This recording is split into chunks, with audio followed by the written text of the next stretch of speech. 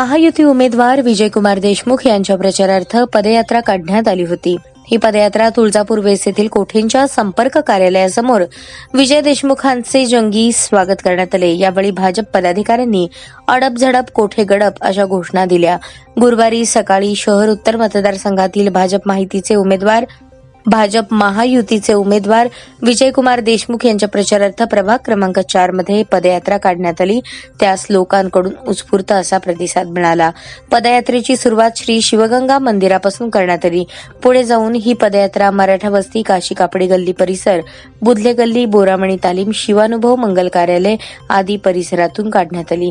फटाक्यांची आतिषबाजी करत, ढोल ताशांच्या निनादात, फुलांची उधळण करत, माता भगिनींकडून औक्षण करून पदयात्रेचे ठिकठिकाणी स्वागत करण्यात आले। 248 शहर उत्तर विधानसभा मतदारसंघातून माननीय विजयकुमार देशमुख हे भारतीय जनता पार्टी आणि युतीच्या वतीने निवडणूक लढवत आहेत। सोलापूर शहरामध्ये अत्यंत महत्त्वाचं असलेली ही निवडणूक 4 वेळा आमदार आणि 5व्यांदा पुन्हा एकदा सार्वत्रिक निवडणुकीमध्ये सहभागी होत असताना भारतीय जनता पार्टीचा हा बालेकिल्ला अभेद्य आणि कायम राहील यात शंका नाही। येणाऱ्या विधानसभेमध्ये नक्की विजय देशमुख हे त्या ठिकाणी आमदार म्हणून असतील। कदाचित भारतीय जनता पार्टीचं सरकार सत्तेत आल्यानंतर एक मंत्री म्हणून सुद्धा ते पुन्हा एकदा सोलापूर शहराला नाव रोपायला येतील यात शंका वाटत नाही। आणि निश्चित लाखो मतांच्या मताधिक्याने विजय देशमुख या ठिकाणी निवडून येतील।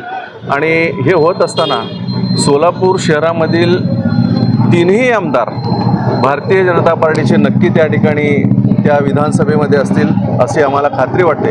कारण सोलापूर शहरामध्ये सर्व भागामध्ये फिरत असताना, सर्व भागातलं वातावरणाचा त्या ठिकाणी विचार करत असताना, मतदारांचा कल पाहता सोलापूर शहरातील 3ही आमदार, 2 देशमुख आणि 1 देवेंद्र कोठे हे तिघही त्या ठिकाणी निश्चित निवडून येतील अशी आम्हाला आशा वाटते। शिवसिद्धरामेश्वर नक्की यश देईल असे आम्हाला आशा वाटते। धन्यवाद।